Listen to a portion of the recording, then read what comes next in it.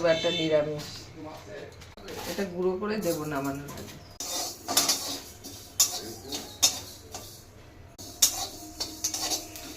ঢেলে রাখলাম, কেটেছি আলুগুলো এমন করে কেটেছি, ভেজে তুলে নেবো আলু আর মিষ্টি কুমড়ো আগে ভেজে তুলে নেবো, তারপর আলুগুলো ভেজে তুলে রাখবো।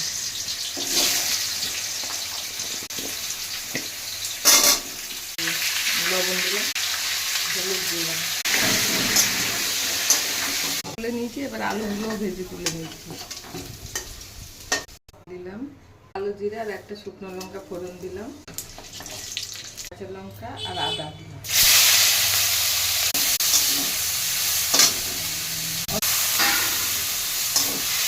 লবণ দিলাম, হলুদ দিলাম,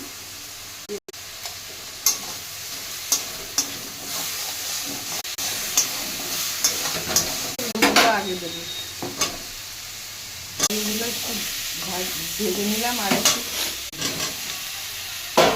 গরম জল করে নেবো।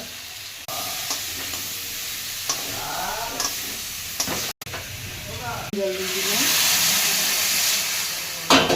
10 মিনিট মতো লাগবে সিদ্ধ হতে।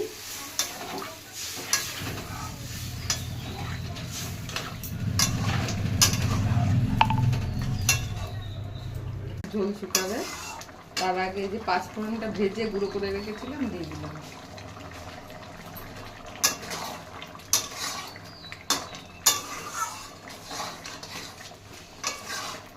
এটা কাঁচা কুমড়োই করলেও হবে, পাকা কুমড়ো করলেও হবে। আমারটা খুব ভালো পাকা কুমড়ো, কিন্তু কাঁচা কুমড়ো হলে খোসাগুলো ছাড়াতে হবে না। পছন্দ করে না খোসা শুধু কাঁচা কুমড়ো, কিন্তু আমি তো খুব ভালো পছন্দ করি কাঁচা কুমড়োর খোসা, তাই আমি খোসা ছাড়াই না। মিষ্টি কুমড়ো আলুর তরকারি হয়ে গেছে। এটা ভাতের সাথেও ভালো লাগবে, পরোটা লুচি খাওয়া যাবে। রুটি পরোটা লুচি এর সাথে ভাতের সাথেও খাওয়া যাবে। মিষ্টি কুমড়োর নিরামিষ তরকারি।